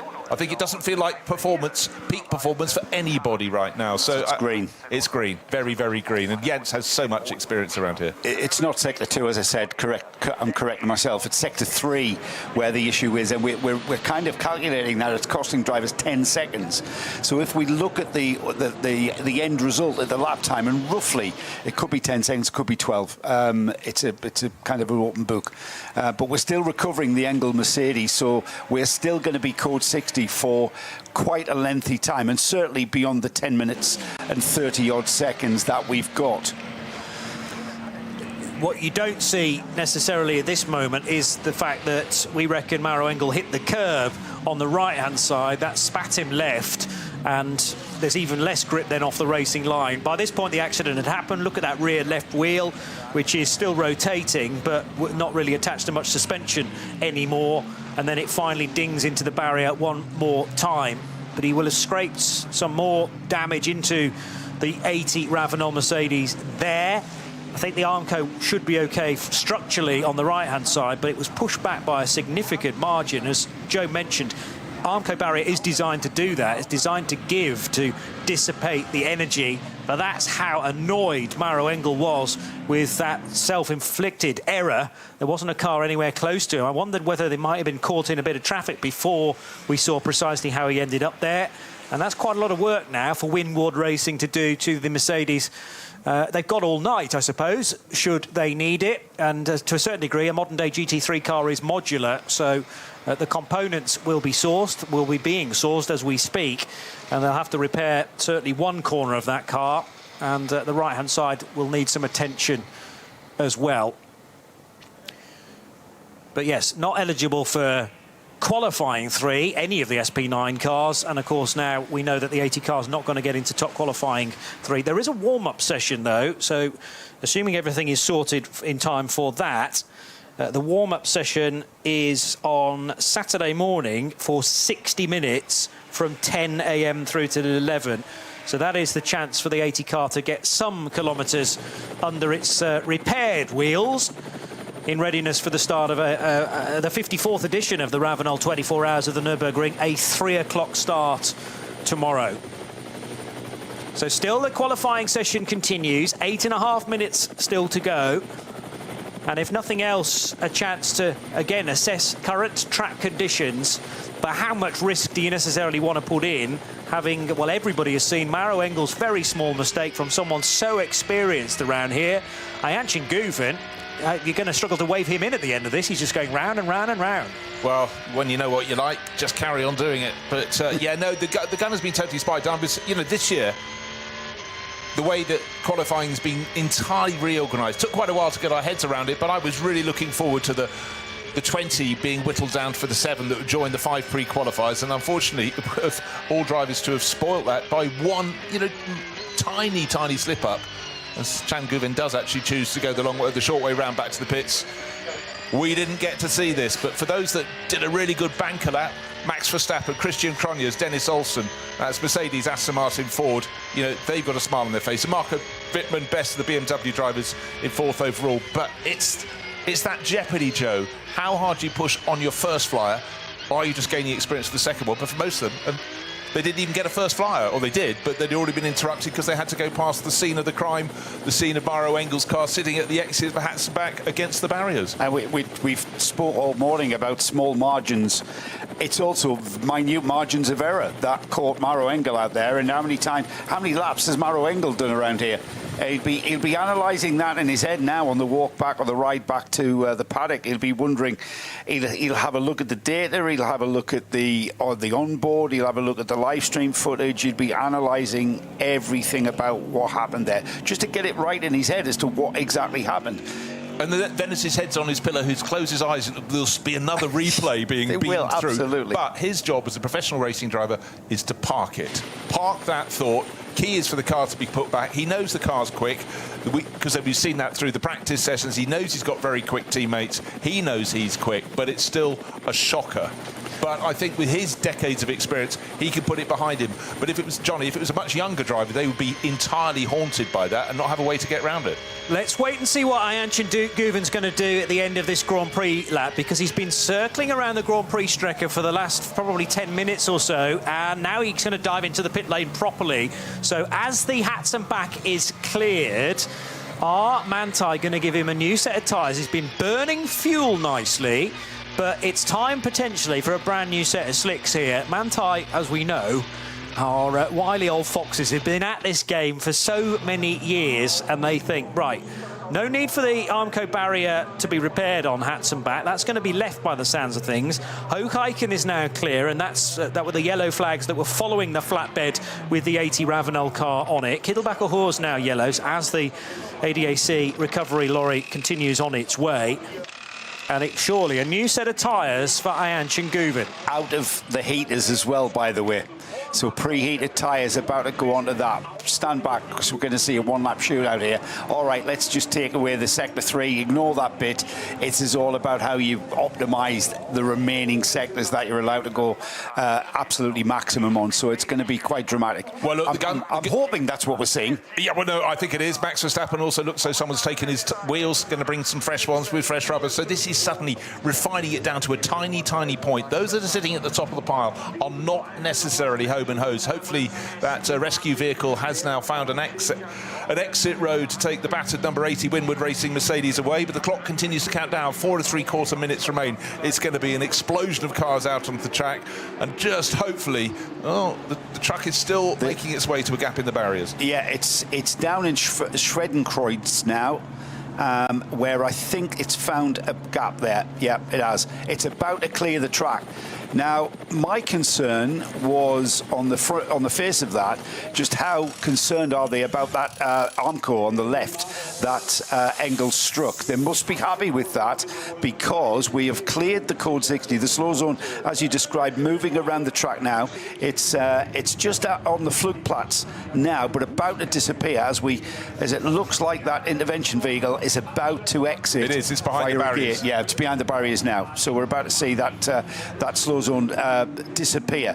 So that is why we've got Verstappen's car now on fresh Michelin rubber and about to go out in quite dramatic style here. It's going to be a one-lap shootout, isn't it? 3 minutes and 40 seconds remain. Not enough time to do a Nordschleife lap, so they're going to go around, do a Grand Prix lap, and then launch themselves from that inner lane to the right-hand side of the cones. And how busy is it going to be? Are we going to get that backup of traffic to the Vidal chicane again? Because we're going to get so many takers here of a potential 19 cars that remain in the session. Max Verstappen is rolling and is back into top qualifying 2.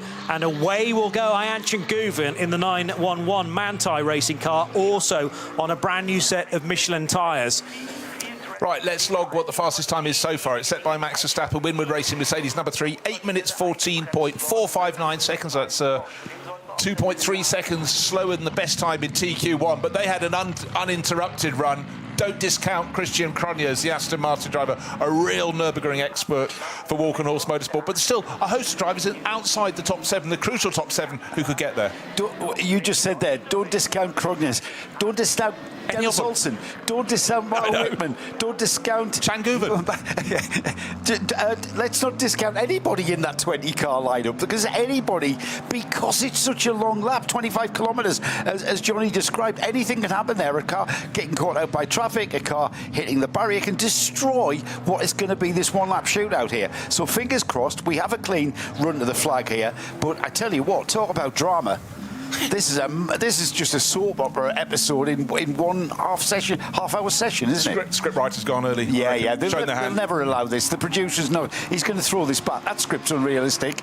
So Max Verstappen goes quickest, and then there's a truncated session, and then there's a one-lap shootout, and then we're all watching, to see what happens. Fantastic. It's not realistic at all, is it? Here's Nick Yellerly. He's done a lap of the Grand Prix circuit, so crossed the line at pretty decent speed, and he's already into Sector 3, past the damaged Armco barrier, but that's obviously been looked at by the marshals. That's exactly the scene where Maro Engels' Mercedes came to rest, backwards, and, well, no inch left given or taken here by Nick Yellerly, who, remember, does have time to find. It's actually only 0.2 of a second on the current top 7. Well, what am I talking about? That top 7 and their times are going to alter dramatically, and Max Verstappen could not afford to be staying in the pit lane in his Mercedes for fear of dropping out of the top 7. But everybody who's still able to run in top qualifying 2 is now back out onto track. You're concerned about the barriers on the left-hand side that Maro Engels struck in Hatzenbach, early part of Hatzenbach. Just very brief side to them. It was a glancing blow. It wasn't a sort of impact blow, and that is why I think they've done their job, and he's we can carry on. But right now, number 130 Lamborghini, Nick Yellerly, he is shortening this lap. I mean, 25 kilometres, very generous length, but he's getting it down to about 24 3/4 at the moment. Every corner is being cut, which is what he has to do. This is a one-lap flyer for them. 63 seconds through sector 3, which is much more like it. We were seeing times of 1 minute 20, 1 minute 25 sometimes past the various incidents that were being cleared, or the incident and the various bits of it. And now 10.2 seconds through sector 4. But the crucial sectors on this long lap, sectors 5 and 7 being the longest, and that is where even just a minor mistake can butterfly into a bigger deal. So Nick Yellerly we're keeping our eye on, but also Ayhan Chenguven in the 911 Manthey Racing Porsche, Connor De Filippi in that BMW M3 Touring. It's an M4 underneath, but with the M3 Touring 24H series, 24H rather, body on the top of it. V-Dog chicane now for the American. Ayhan Chenguven is already onto Hatzenbach and working his way by the Maro Engel corner. And I think the issue we just have to reiterate here was Nick Yellerly was very, very quick on his first flying lap, but the early stage, he caught those double waved yellows passing Maro Engel. That made him back off by a handful of seconds, and thus the gap between him on his first flyer and the fastest was 4 seconds, so he could be right there at the sharp end, but for incident. I'm glued to sector 3 here. Yellerly was 63.3, Hesse was 63.6. Wittmann in the Schubert BMW was 63.4. Verstappen through there, 62.7. Verstappen on target to be quickest still with 62.7 there, putting him just at the front there, fastest as we get towards sectors 4 and 5, which will be the next ones we check. I reckon he'll get back to the pits, his coffee will still be hot. The holder of the fastest sector 5 time is Nick Yellerly, and he's gone even quicker than that now, doing a 1:45.7. So certainly the lap time for the 1:30 Red Bull team Lamborghini Huracan could pivot on that. He's just done another absolute best through sector 6 as well. And don't discount the driver in 19th place. I don't get to use that phrase very often, but Christian Engelhardt, remember, he was the last one to set a flying lap. He was definitely interrupted by the code 60. So his best time at the moment is 18 seconds and a bit, down on the fastest side, but he's setting very, very quick times. Look out for him. He could still strike. Oh, by the way, 30 minutes have been completed. The session is over, but they get to complete these laps. You mentioned Cronjes in the Volkenhurst Motorsport Aston. He's matched Verstappen 62.7, literally 85 thousandths of a second, less than that actually, about 60 thousandths of a second difference just off Verstappen's time through sector 3. I'm still waiting for sector 5 to come through. We've seen Lamborghinis have pace, Mercedes have pace. Haven't talked to you about right at the end. Remember, the Mustangs came good in TQ1, and we got Arjun Maini, who looks like he's setting the fastest lap of anybody out on the circuit at the moment. Arjun has been racing for us for our racing team for a while, but he's never performed like this. That car is clearly absolutely hooked up on its rubber right here, right now. Felipe Fernandez-Laza has bailed. He's done 2 parts of the Grand Prix circuit, but now sneaks into the pits, and that will be the end of the session for the 35 Valkenhorst Motorsport Aston Martin Vantage. No better, therefore, than 14th position for Felipe.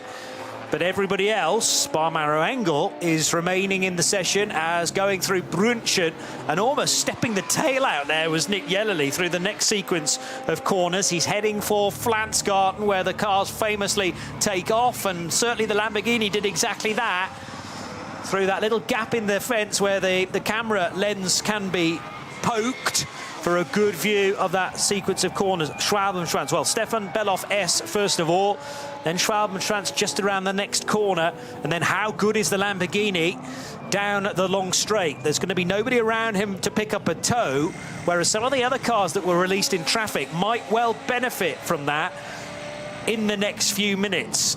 But everybody else, even, well, what about Lawrence Vantor in the 24 car? He's got a sector 1 time. I don't think he crossed the line at the right point, though, in car 24. Keep an eye on the 64 Mustang, guys. Okay. Arjun Maini, Absolutely. 62.5. Yeah, but I tell you what, the first time's coming on the board of this flying lap. Max Hesse suddenly put the Rover Racing, the sister car number 99, into 3rd position, with an 8-minute 16 and 8-minute 17 for Schnitzelar and J-Mo Hartley into top 7. Top 7 is what counts, but this is not going to be. Someone is going to yank the rug in a second. How fast are we going to go? Are we going to get down into the 8-minute 12s? Waiting for Nick Yellerly to come through. He's going faster and faster towards the end of the lap. Green and white metallic car looks fantastic. It's also sounding amazing. The whistling down the Dottinger Her, and then the final twisters. See what he can do. Target time. Well, target time is you might as well go for the top. 8 minutes 14.4. But Max Verstappen will be lowering the end of this lap for sure. This is going to be right down. The checkered flag has been out for some considerable time, waiting for these cars to come round. Only 2 so far across the line. Here we go then, Yellerly across the line. What will his time be? Fastest. He does go to the top of the screen with an 8-minute 10.485. That blitzes the 2025 pole position time. That is not the pole position time that we're talking about, but he's faster than last year's 8 minutes 12 and 8 minutes 10.485. That's the target for everyone else. Well, as I said, he was shortcutting every corner he possibly could without taking too many risks. The car, all 4 wheels off the ground at various points. So Solihull's finest has put it to the top for now. Only 7 go through, but who are those 7 going to be? I'd say Yellerly has definitely nailed his place. And unfortunately, that means that J-Mo Hartling's not going to get through, because the Schnitzelarm Racing Mercedes is already slowing down, as now Christian Engelhardt will cross the line to go second, and that'll push Arjun Maini out, albeit for the time being, because as Bruce has already mentioned, Arjun Maini is on a tear in the number 64 Ford Mustang for HRT Ford Performance. So Marco Wittmann and the Schubert BMW still in. He's just done a 2:25.5 through that long sector 7 as we catch up with Arjun Maini now, 11th fastest. What are his times like at the moment on this lap? Yeah, I'm just saying you need to get below 8 minutes 16.8, and I think a whole host of cars absolutely have that within their power. So the darts has been thrown by Nick Yellerly, 8 minutes 10.485. He's top, but what are we going to get from Chan Guven? 911, the Manthey Racing Porsche, the huge celebration this year of all their success here across the years, an assembly of their outstanding cars. The yellow and green, the Grello as it's called, is one of those going to be at the top? Guven has gone quicker than anyone else in Sector 7, 2:24.493. He is on target to improve on his 8 minutes 19.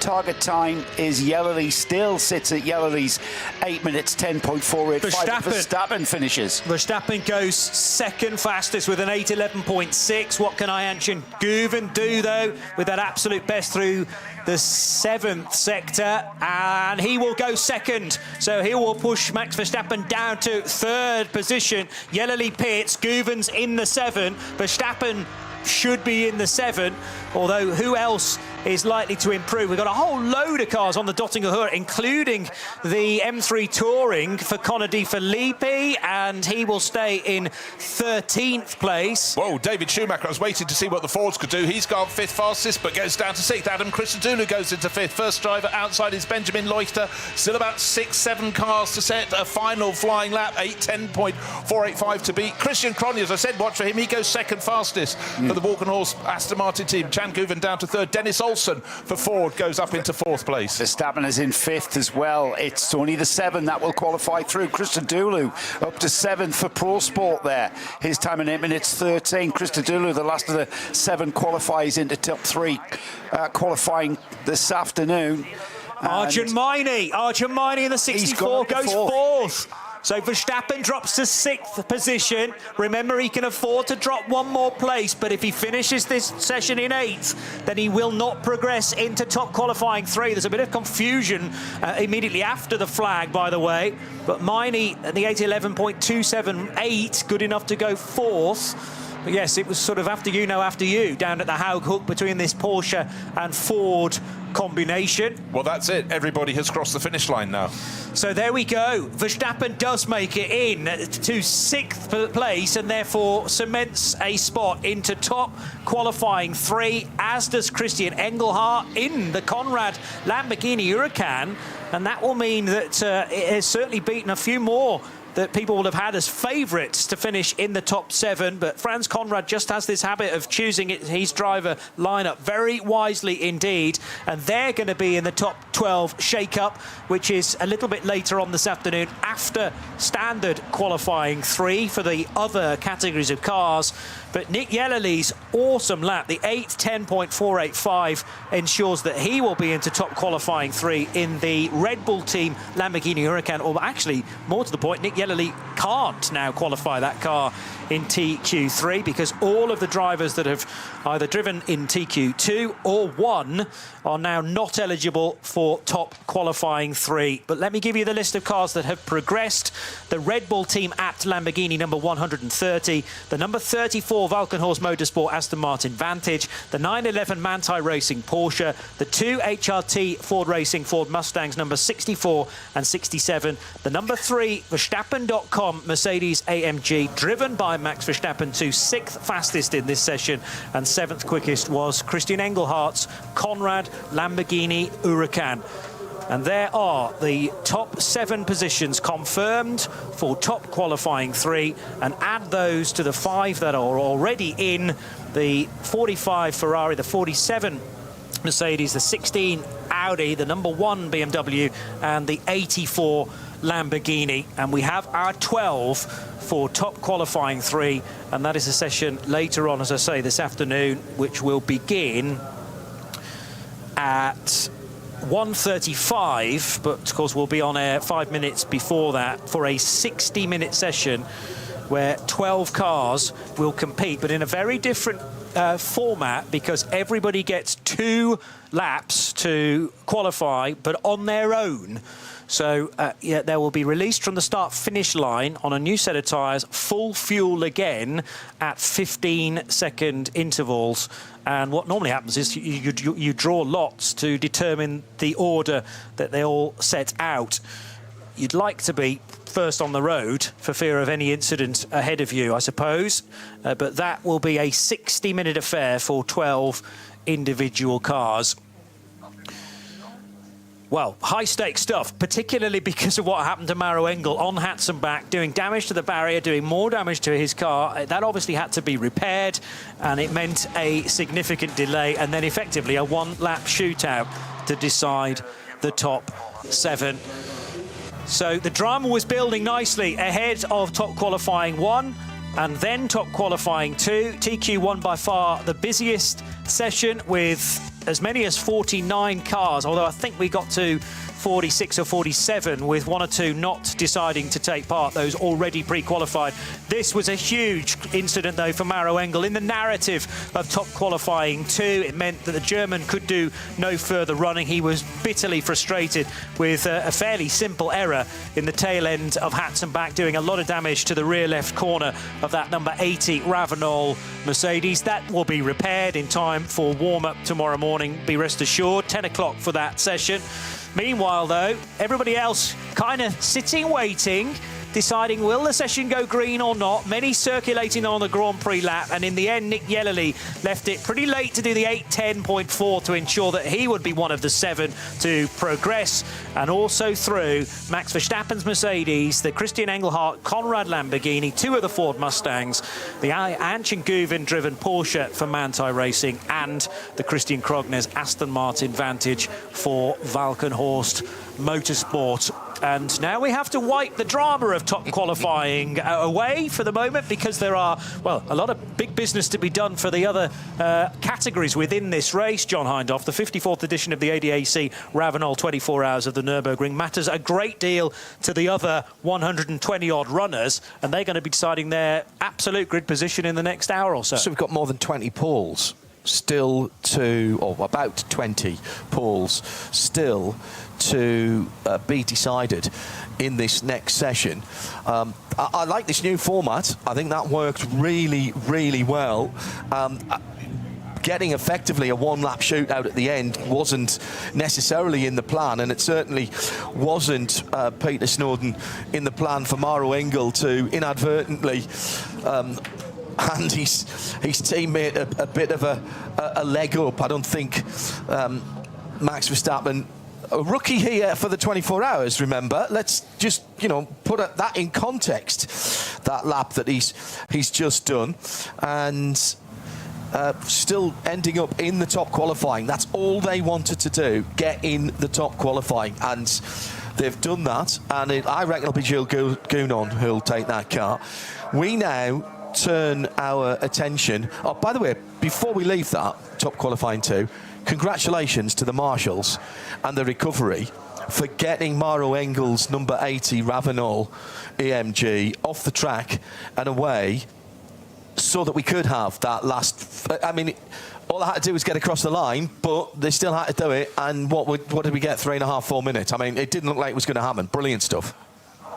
Absolutely, 100%. As we say many, many times, the unsung heroes are behind the scenes. Everybody, so race control, race organisation, marshals, everybody gives it. We see the highlights, we see the bit at the front, we see the drivers doing this, that and the other. We see something, whether it be on camera or talking about it on radio, whatever we're discussing. We see an incident, discuss an incident, but it's everything like goes on behind, everything that goes into action when those things take place that do that. And I have to say, for Mauro Engel, for me, that's what I'd call a real raised eyebrow moment of just most unlike him. We were waxing lyrical about him yesterday. I was putting him forward as a contender for being possibly the finest Mercedes GT driver on the planet currently. So perhaps Mauro, I'm off his Christmas card list now. You cursed him even without being there. Peter Snowden with me, John Hindolf, in the booth as we build towards setting another, as I say, 20 or so pole positions. Bruce Jones just stepping back in as well. The excitement of TQ1 and TQ2, we take a breather from that now and reset. We'll have 12 cars going off at 20, 30-second intervals later on, which is a spectacle that I've loved since we started doing the shootout. I seem to remember McLaren going very, very well early on. And we should see, I think we'll probably see a qualifying lap record for later on in that. But now, for the bulk of the field, let's remind ourselves, this is their last opportunity. Given that the darkness last night didn't have the kind of track conditions where you would have thought they could have improved, they will have to do it in this next session. Yeah, absolutely they will. But also, I suppose one good thing, last night it ended up with people basically just ticking off the laps because the track conditions were changing all the time. Now we've got dry playing surface, but still there are going to be 141 cars or thereabouts, and actually we're moving, no, it'd be about 80... Now, I'll tell you what, we moved 49 cars out of the mix. We've still got about 112 cars coming out to play to do their qualifying. So they've got to counter traffic, counter the different performance of the various cars from the other classes, keep their noses clean. But I tell you what, at the moment the drivers just simply focus on what they need to do, but what they will still find is a track that's cold, it's slippery, and if you do go onto the grass on either side of the circuit, you'll find it accelerates your car rather than slow it. And just remember on the Nürburgring Nordschleife, the gap between the black part, the surface of the track, and the barriers is sometimes in many parts no wider than one car width. So any mistake, and we saw Mauro Engel getting punished there for one little slip up. We saw Michele Di Martino didn't even get onto a flying lap in top qualifying one. Get on the grass, you're done for. So there's got to be, John, an element where they're drawing back in from really hanging it out there. Totally. You are talking about maybe 6 inches of a mistake there by Mauro. It goes to prove how hard he was pushing on that first lap. 100%, because, I mean, you were just trying to get through the top 20, moving down to the top 7 qualifiers to go to TQ3. This is very different. This is an entirely different format. This is regular qualifying for the masses, for everybody, but still, the amount of time to play, an hour and 5 minutes in this session, it's still going to be quick fire. You're still going to be rotating through drivers, if you will. So all around the circuit, people hanging out over the barriers to take a look at that. But it's a very different format from the top qualifying. And we will just absolutely test what is going to happen in the time ahead. It's going to go very, very quickly indeed.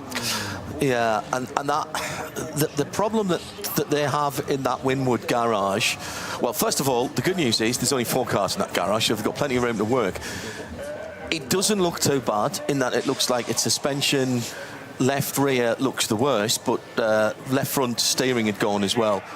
The worry is the incremental damage on the driveline. Drive shaft pushed into differential gearbox. It's a transaxle on that car. That's going to all have to come out. They'll have to line up the back end and realign the car as well, make sure there's nothing that's a contender. That car is a contender for overall. And it's a rock-solid crew in that car, and, you know, there isn't a real dip. But, you know, the car will go back to base at Alton Dietz, and they will work very hard on it. But Winward Racing, a huge amount of experience with Mercedes. But they've still got to do count by numbers. Do you think they'll take that car off-site to do that? Because they've got the rest of today. I think they will, for that very factor. If you know, if we were kicking off, they'll miss the warm-up. That doesn't matter in the morning. Do you think? I think they'll miss the warm-up if they have to. They'd rather have it here for that. But I think it's, as you just mentioned, though they have capacious garage, 4 rather than 6 cars in it, they're still very cramped working conditions. So I think you get jobs done more efficiently. You've got the space. I'd take it off-site and get it fixed. That's very interesting. They would have to have it re-scrutineered, of course, bring back in, so that they'll have to ask permission for that. We have had a car go and come back already. We've had a car replaced as well, the number 900 Porsche that was involved in the incident that took out the GT Racing all-female crew, the number 146 Porsche. That car out, the 900 car has been replaced. That is not the car that started the weekend, or the week. And we had the Chris Meese, I'm calling it Chris Meese because he was in it when it had its unfortunate incident. That car was taken off-site. Now, that's only the Mice Path, which is literally up the road. Hop and 3 skips. Yes, yeah. And that car had we believe it's had a whole engine change. The 5.4 Coyote-based engine has been swapped out in that GT3 car, and it was back, and it was circulating for a little bit last night. So they'll have to get clearance to do that, to make sure that that's okay. That's an interesting one. How far is it to Alton Dietz? That's how long does it take them to pack that car up when they get it back, stick it in a truck, take it away? Can they put it on a flatbed? Have they got another truck that can take it? They've already lost time because it was pulled off the circuit. Correct. Towards Flugplatz. It was you know, you couldn't get it off a Hochike and moving around.